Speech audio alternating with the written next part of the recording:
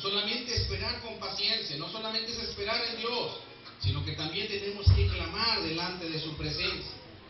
Existen muchas formas de pedir ayuda hoy en día, pero el clamor es una de ellas. David, con esta actitud, cuando clama a Dios, reconoce las limitaciones que tiene como persona. Observa que él no tiene las fuerzas suficientes para poder salir solo de la crisis que estaba enfrentando en su vida. Y finalmente él decide refugiarse en los brazos de nuestro Dios.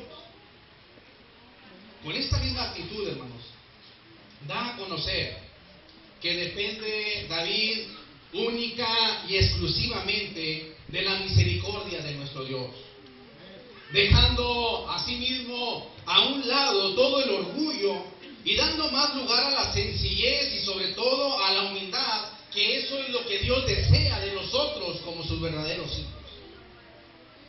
En este caso, la palabra clamor en su original nos habla y denota que llamó a gritos. Es decir, David se vio la necesidad de alzar su voz a lo que más pudo con todo su pulmón y dirigirse hacia el Creador con el fin de ser escuchado. Es decir, David no solamente dijo, Señor, ayúdame, sino que él se expresó de tal forma que tuvo que alzar su voz a lo máximo para pedir al Señor que le auxiliara en la crisis que estaba enfrentando. Y de esta forma quisiera compartir con ustedes que si nosotros que estamos aquí presentes deseamos la benevolencia de Jehová a nuestro favor, si queremos ser escuchados por parte de Dios, debemos de poner en práctica el clamor dirigido hacia Él. Porque de esta forma, cuando nosotros levantamos nuestras manos y clamamos al Señor, no de una forma como platicar con Él, sino que sintamos la gran urgencia de la necesidad que está golpeando nuestra vida, tenemos que levantar nuestras manos para reconocer que también nosotros, al igual que David, dependemos única y exclusivamente de la misericordia de nuestro Dios. Que de esta forma, cuando levantemos nuestras manos, podamos decir a un lado a los títulos, a las credenciales, a todo lo que podamos poseer, dejar a un lado eso para poder nosotros pisotear nuestro orgullo y ser más humildes delante de la presencia de Dios. Porque nosotros, para recibir el favor de Dios, no es por los títulos o los diplomas o nada de lo que poseamos. La misericordia de Dios se deja caer sobre nuestras vidas cuando nosotros nos llegamos a humillar delante de su presencia. Cuando nosotros clamamos a Dios, hermanos, levantamos nuestras manos, también nos estamos dando cuenta de las limitaciones que tenemos como seres humanos.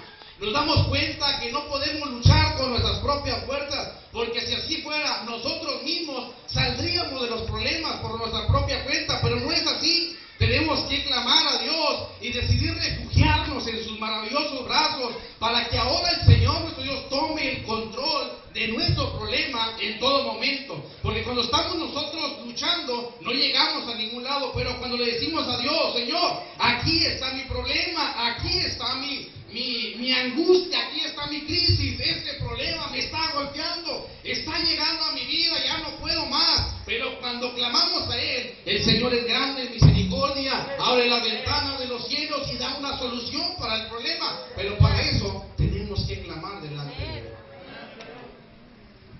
Queremos bajar la gloria de Dios, queremos bajar las soluciones a nuestros problemas y no clamamos delante de su presencia.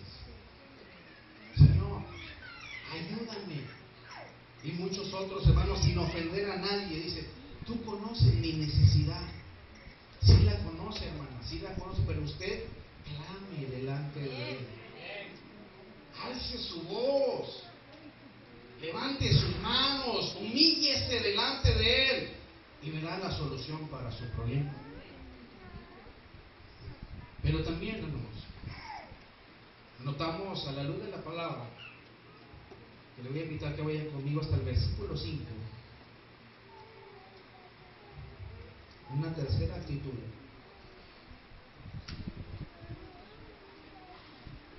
¿Qué dice?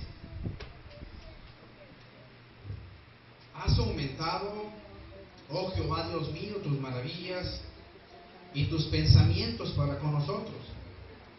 Dice, no es posible contarlos ante ti si yo anunciare y hablaré de ellos. ¿No pueden qué, hermanos? No pueden ser enumerados. La tercera actitud que puedo compartir con ustedes en esta noche de David para salir de su crisis es que recordó la fidelidad de Jehová en el pasado. Recordó la fidelidad de nuestro Dios en un pasado.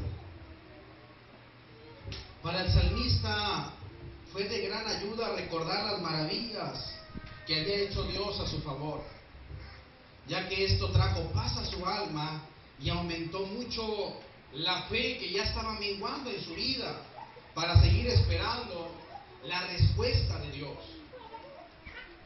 Dice, no fueron pocos los favores, porque ya que dice, no es posible que, no es posible contarlos ante ti. No podía contar los favores de parte de Dios, dice, y no pueden ser enumerados. Y cuando David escribe esto, cuando David está consciente de que en muchas ocasiones Dios le había ayudado, por la mente de David probablemente pasa cuando él lo elige de entre sus hermanos, cuando Dios lo justifica y lo aparta para un servicio especial para él. Quizás está pasando por su mente cuando Dios le perdona a cada uno de sus pecados, cuando lo limpia de la maldad, cuando lo salva, cuando lo santifica, y recuerda todo el momento cuando él está a punto de morir, al borde de la muerte, que fueron muchas ocasiones, y el Señor siempre llegó en el tiempo indicado, en el momento preciso, para librarlo de la muerte y de todas las tribulaciones que tuvo que enfrentar. Y cuando él recuerda esto, alienta su vida. Cuando él sabe que Jehová, su Dios, nunca lo había dejado y nunca lo había defraudado, y por eso en este momento él estaba plasmando estas líneas y diciendo, el Señor nunca me ha fallado, no puedo contar los favores que Dios ha tenido conmigo, no pueden ser enumerados, no puedo yo hacer una lista porque no los podría yo enumerar cada uno de ellos. Entonces cuando él escribe eso, dice, el Señor mi Dios me ha ayudado, me ha bendecido y ha estado conmigo. ¿Por qué no ha de estar conmigo en esos momentos de crisis? Practicar esto que hizo el salmista en tiempos de prueba, de traer a su mente las innumerables ocasiones, de cuántas veces el Señor lo ha librado y cuántas veces Él ha visto su mano poderosa obrar a favor suyo. Es un excelente remedio contra la enfermedad de la queja. Es excelente que nosotros podamos practicar esto, porque cuando nosotros estamos pasando por un momento de crisis, se nos bloquea nuestra mente, mengua nuestra fe. Pero cuando usted empieza a recordar las misericordias y los favores de Dios, empieza a acrecentar su fe.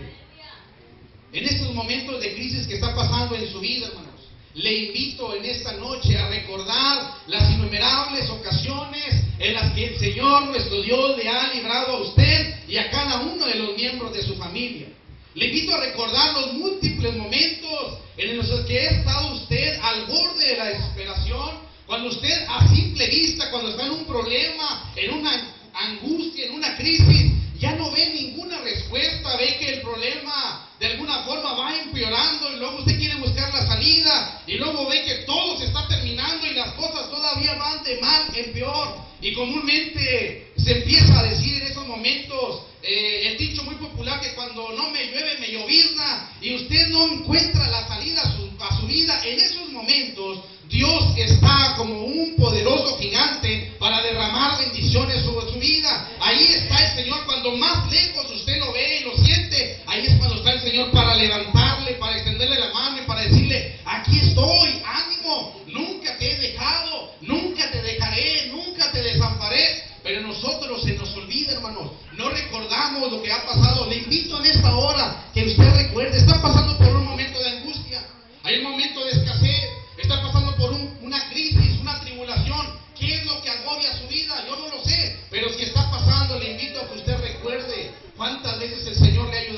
Y por la misericordia y gracia de Dios, por eso está usted aquí en la casa de Dios, glorificando y alabando su nombre. Muchas veces el Señor le ha ayudado y no me va a dejar mentir. Por eso está aquí usted. ¿Por qué no le ha de ayudar en este problema que está pasando? Si la palabra de Dios nos dice que Él es el mismo de ayer, de hoy y por toda la eternidad. Si Él nos ayudó en un pasado, nos puede ayudar en el presente, pero también nos puede ayudar en el futuro. Confiemos en el poder de Dios. Confiemos en el poder de su gracia. Pero cuando David, hermanos, espera con paciencia, cuando David clama al Señor, y cuando David recuerda, Dios también actúa. Dice la palabra, y se inclinó hacia mí. ¿Qué hizo Dios? Se volvió hacia el salmista, da la idea de que el Señor está en una posición de reposo. Y cuando observa la paciencia de David y la confianza que está depositando en él, lo motiva a realizar una acción que está de dirigirse Dios hacia David. Pero eso no lo es todo.